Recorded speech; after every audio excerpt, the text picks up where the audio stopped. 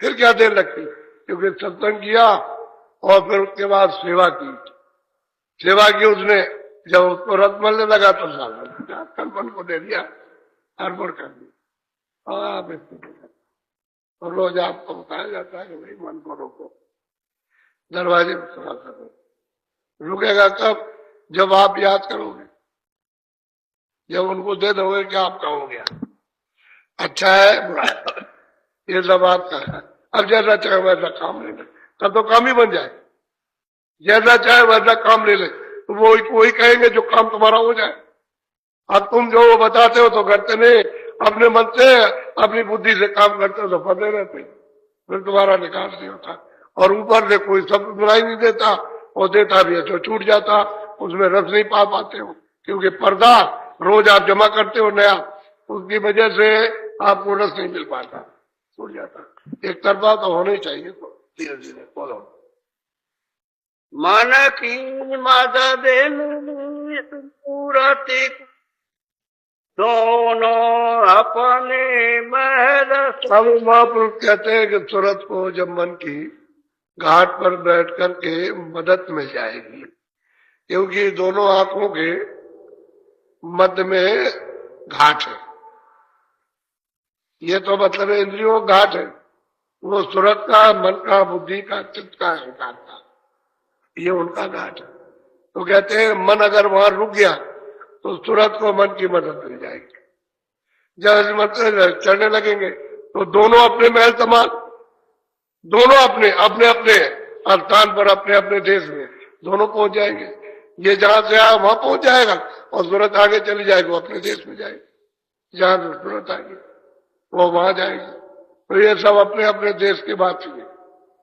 इनको सबको अपने अपने देश में पहुंचाना, मन को अपने देश में, बुद्धि को अपनी जगह, चित्त को अपनी जगह, अहंकार को अपनी जगह। सूरत ऊपर से आई, सूरत सत्य देश से आई, वो तो सतपुरुष की अंश है, वो न ईश्वर की अंश न खुदा की, और न मतलब है तो ब्रह्म की अंश है न पार, वो तो सतपुरुष की अंश है, वो वहां से आई हुई है। तो कहते हैं वो अपने देश में चली जाएगी, अपने मकाम पर।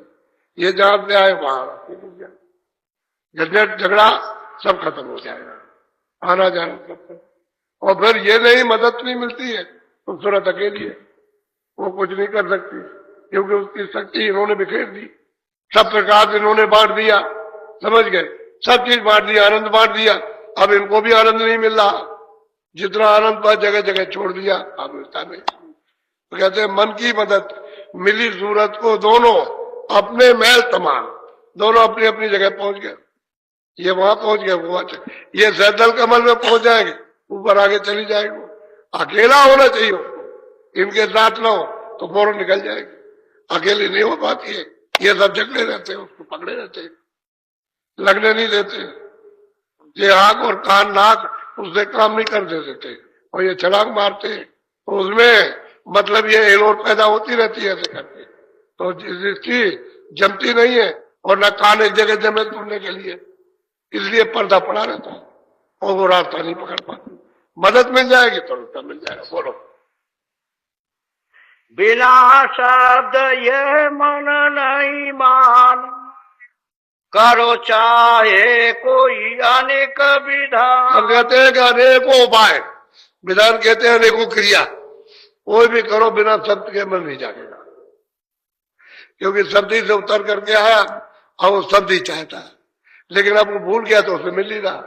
और सूरत भी उतर करके आई थी, वो भी अपना आधार चाहती है, वो भी रास्ता भूल गई तो उसको रास्ता नहीं मिलता। अब ये अगर रास्ता उसको पता नहीं चले तो इसकी मदद चाहिए मन की।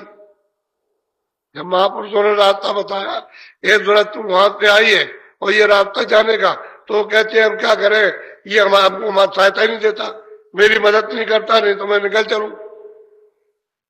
अब तो बड़ा यानी दुश्मनी का, दोस्त दुश्मनी का झगड़ा पड़ गया, दोनों एक दूसरे के दुश्मन हो गए।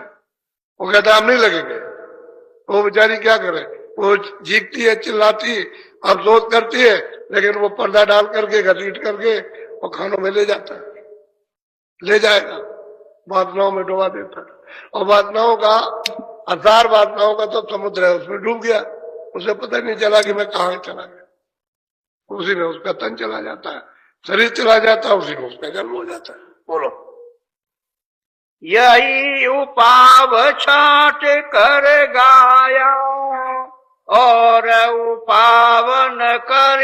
अब वो महापुरुष कहते हैं मैंने सार छाट लिया, ये शब्द ही सार है, उपाय सबको बताया, सबको छाट करके बताया, और उपाय का कोई प्रमाण लेने की जरूरत ही नहीं। इसलिए जरूरत नहीं है कि सूरत शब्द से उतर के आई और दोनों आंखों के पीछे बैठी है। अब इस पर इतना ही है कि शब्द तो सामने है, वो तो यहाँ इस तरह से झनकार दे रहा, लटका हुआ तो आवाज आ रही है, लेकिन बीच में पर्दा पड़ गया, इसकी वजह से उसकी आंख, उसके कान, उनकी नाक बंद हो गई, अब वो निराधार हो गई।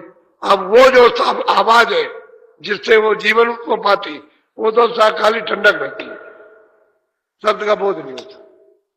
तो कहते हैं कि और प्रमाण की क्या जरूरत है, और दृष्टांत की क्या जरूरत तो होती है। हमने छांट करके खोज करके हमने बताया कि इसी से आए उसी दृष्टि से चले जाओगे, तो कोई शब्द की तो कोई जानता नहीं उनको कि भाई कोई बताएगा, तो जो बताते हैं वो बाहर बता देते हैं। तो कहते हैं तो हमने तब उपाय कर दिए, हमको तो कहीं भी नहीं मिला। वो कहते हैं असली उपाय ये है शब्द का। कहते हैं नाम की कमाई कर, शब्द की कमाई कर।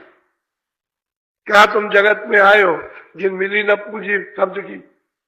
अगर तुम संसार में आए मन शरीर में तो नाम की पूंजी नहीं मिली तो तुम्हारा जीवन बेकार हो गया, अकारत चला, किसी काम में नहीं लगा। बोलो संत बिना सब भटके डोले, बिना संत नहीं शब्द पिता। बात तो सही है कि संत बिना, जब तक संत नहीं मिलेंगे वो वहां आने जाने वाले, क्योंकि उन्हीं को शब्द का बोध है, वही शब्द का रास्ता जानते हैं, वही सब शब्दों के सब स्थान को जानते हैं। तो कहते हैं जब तक वो नहीं मिल जाएंगे तब तक आपको शब्द का नाम का बोध नहीं होगा। आप जानोगे नहीं कि भाई किधर शब्द है और क्या सुनना क्या नहीं सुनना, क्योंकि वहां तो अंधेरा है दरवाजे पर और तुम कभी बैठे भी नहीं हो। जब नहीं बैठे तो आपको क्या मालूम होगा कि हमारे अंदर कोई आवाज हो रही। और जब महात्मा कहते हैं कि भाई 24 घंटे घड़ियाल आरती कीर्तन 24 घंटे मनुष्य शरीर में हो रहा, और सब क्या हो रहा सबके पास, लेकिन क्यों नहीं सुनाई देता, क्यों दिखाई नहीं देता? क्या